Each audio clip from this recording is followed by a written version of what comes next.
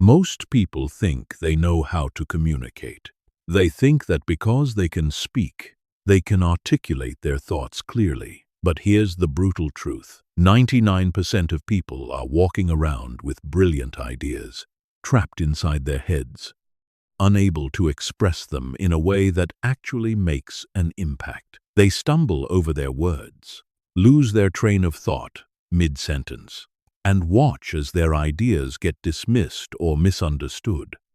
Meanwhile, that 1% who can articulate clearly, they're the ones getting promoted, winning arguments, inspiring others, and basically running the world.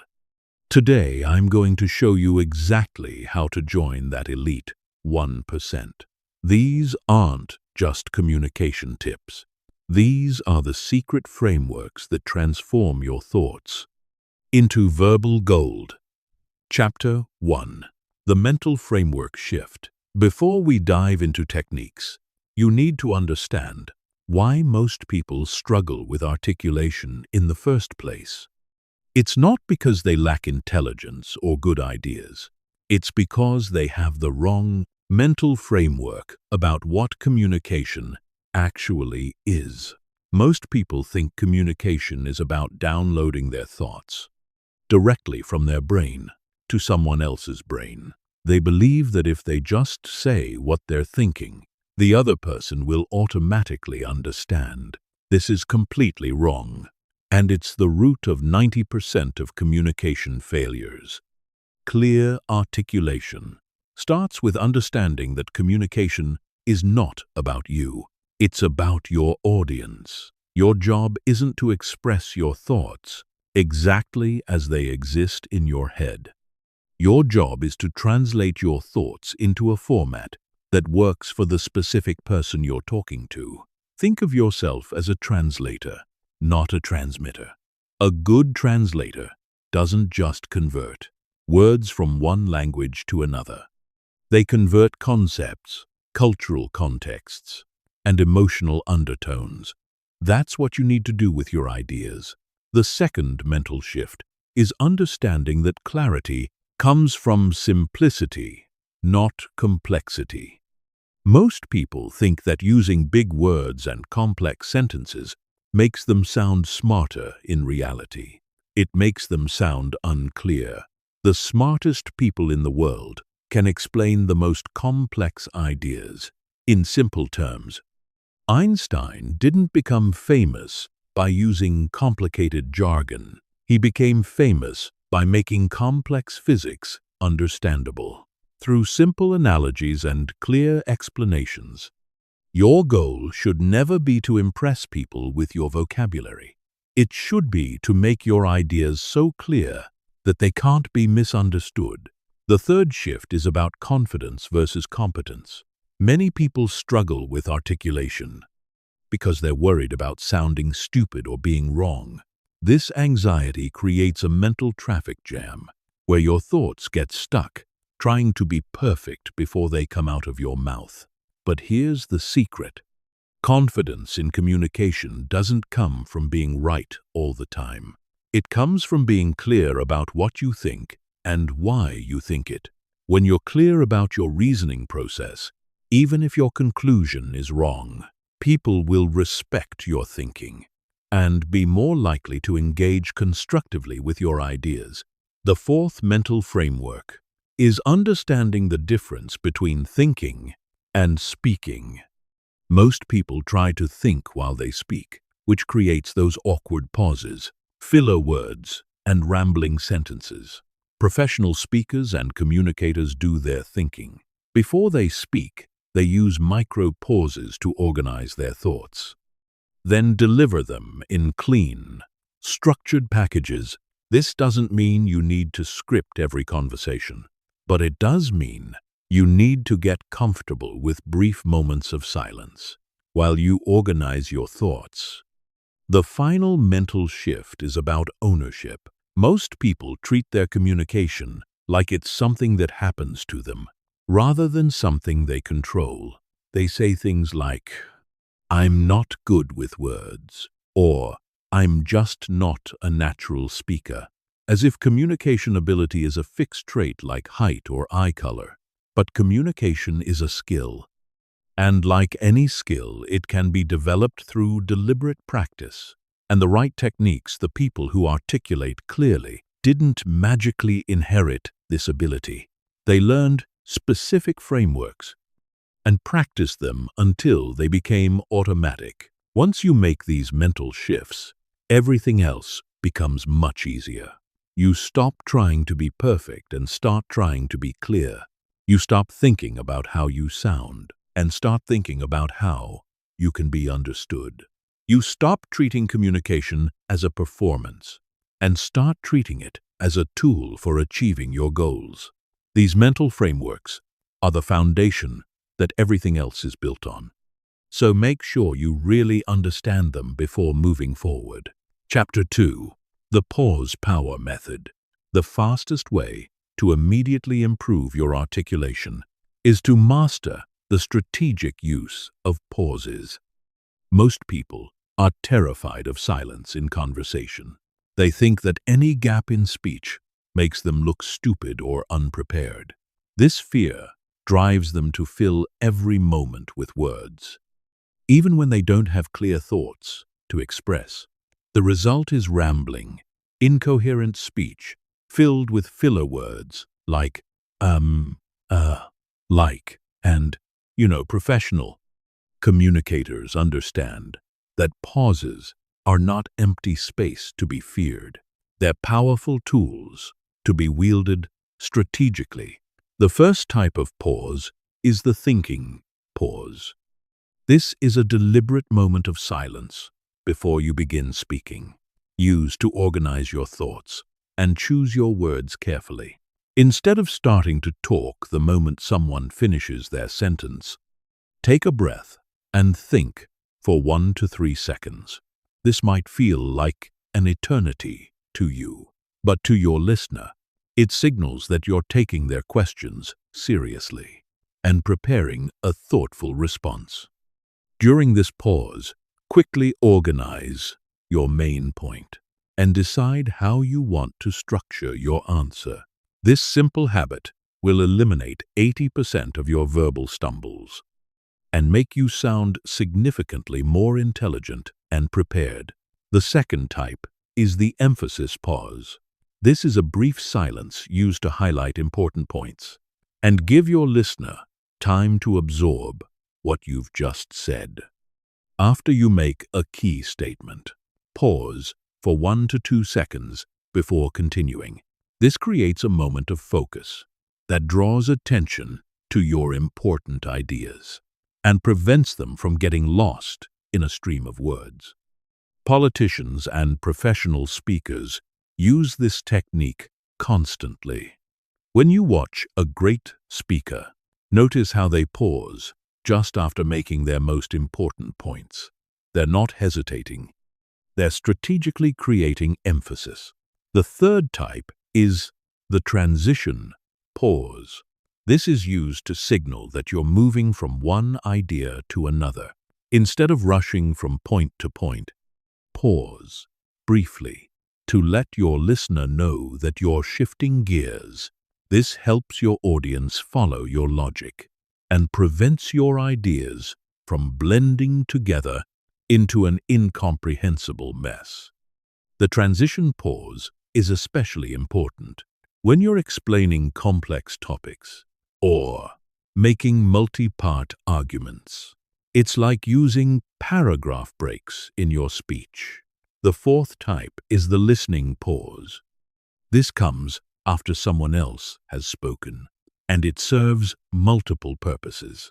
First, it ensures that the other person has completely finished their thought. Before you respond, many people start formulating their response, while the other person is still talking, which means they miss important information and often interrupt mid-sentence. Second, the listening pause gives you time to process what was actually said, rather than what you expected to hear. Third, it demonstrates respect for the other person's ideas, which makes them more likely to listen to your response. Here's how to practice the pause power method. Start by becoming aware of your current speech patterns. Record yourself having a conversation or presenting an idea. Then listen back and count how many filler words you use, and notice where you rush between thoughts. Most people are shocked by how much verbal clutter they produce without realizing it. Next, practice the thinking pause in low-stakes situations. When someone asks you a simple question like, "How was your day?" resist the urge to immediately respond. Take a breath, organize your thoughts, then give a clear, structured answer. This might feel awkward at first, but it will quickly become natural. For the emphasis, pause. Practice reading speeches by great communicators out loud, paying attention to where they place their pauses for maximum effect. Then practice incorporating these patterns into your own speech. When you're making a point you want people to remember, state it clearly. Pause for emphasis. Then continue for transition. Pauses. Practice explaining complex topics where you need to move between different ideas. Use phrases like, "Now, here's the important part," followed by a pause. Or, let me give you another example, with a brief silence before continuing. The key to mastering pauses is understanding that silence is not the enemy of communication. It's one of your most powerful tools. When you remove the fear of brief silences, you give yourself the space to think clearly and express yourself with precision. Your listeners will perceive you as more thoughtful, confident, and intelligent, simply because you take the time to organize your thoughts before speaking them. Chapter 3. Building your internal vocabulary arsenal. Most people have a much larger passive vocabulary than active vocabulary. They can understand thousands of words when reading or listening, but they only use a fraction of those words when speaking. This limited active vocabulary forces them to use imprecise, generic terms that fail to capture the nuance of their thoughts. Building a robust, active vocabulary is like upgrading from a basic toolbox to a professional workshop. You'll be able to express subtle distinctions, convey exact meanings, and communicate with precision that makes your ideas impossible to misunderstand. The first step is understanding the difference between knowing a word and being able to use a word effectively in conversation. Knowing a word means you can recognize its meaning when you encounter it. Using a word effectively means you understand its connotations, its appropriate contexts, and how it fits with other words to create precise meaning. For example, most people know the words confident, arrogant, and self-assured, but they might not understand the subtle differences between them, or know when to use each one for maximum accuracy. The vocabulary building system that works best for improving articulation is called active integration. Instead of trying to memorize lists of impressive-sounding words, you focus on expanding your ability to express specific types of ideas with precision. Start by identifying the topics you discuss most frequently in your personal and professional life. These might include emotions, business concepts, relationships, technology, or creative projects. For each topic area, build a collection of precise words and phrases that allow you to express subtle distinctions.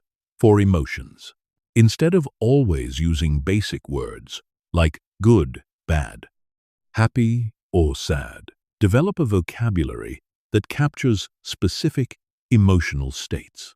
Instead of saying, "I'm frustrated," you might say, "I'm exasperated by the repeated delays," or "I'm perplexed by the contradictory instructions."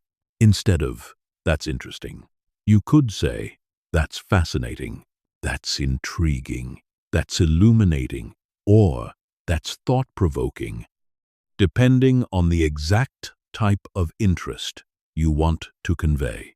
Each word carries slightly different implications and creates a more precise picture in your listener's mind. For business and professional contexts, precise vocabulary helps you sound competent and builds credibility with colleagues. "We should do this differently." You might say, "We should optimize this process," "We should pivot our approach," or "We should streamline these procedures." Each version communicates not just a desire for change, but a specific type of change with different implications and expectations. The key to building active vocabulary is the replacement method. Instead of trying to add new words on top of your current, speech patterns identify the generic words you overuse and systematically replace them with more precise alternatives. Most people overuse words like thing, stuff, good, bad, interesting, nice, and really. Every time you catch yourself about to use one of these generic terms, pause and ask yourself what you really mean. What specific type of thing are you referring to? What particular kind of good are you describing? Practice this replacement method by having vocabulary challenges with yourself. For 1 week, try to avoid using the word interesting, and instead use more precise alternatives like compelling, surprising, clever, innovative, or contradictory. For another week, eliminate "really" as an intensifier and use more specific language. Instead of "really good," say exceptional, outstanding, or remarkable. Instead of "really bad," say terrible, inadequate, or problematic. Another powerful technique is analogy collection. Start noticing when other people use particularly effective analogies or metaphors to explain complex ideas, and add these to your mental collection. Analogies are one of the most powerful tools for clear communication because they help your listener understand new concepts by relating them to familiar experiences. Build a collection of analogies for common concepts in your field. If you work in technology, collect analogies that help non-technical people understand technical concepts. If you work in finance, collect analogies that make financial concepts accessible to people without financial backgrounds. The final component of vocabulary building is precision practice. Choose one conversation each day and focus entirely on word choice. Precision before speaking. Ask yourself, is this the most accurate word for what I mean? Could I choose a word that creates a clearer picture? Am I being as specific as possible? This deliberate practice will gradually make precision automatic in all your conversations. Remember that the goal isn't to sound sophisticated or to impress people with big words.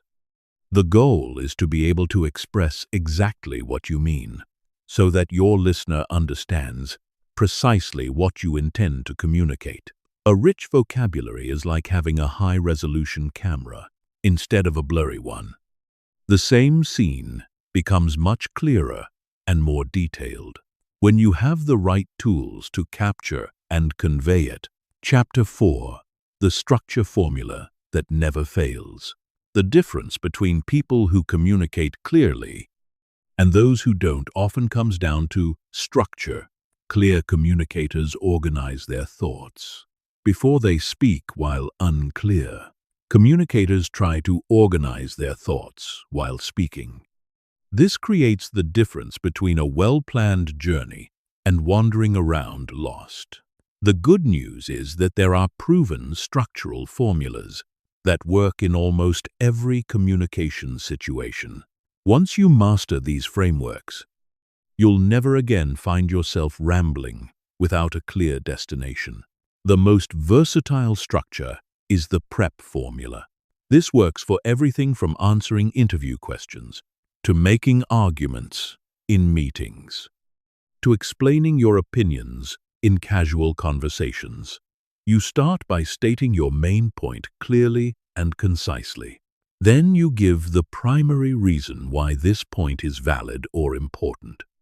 Next, you provide a specific example that illustrates your reasoning. Finally, you restate your point to reinforce it and create closure. This structure keeps you focused, helps your listener follow your logic, and ensures that your main message is clear and memorable.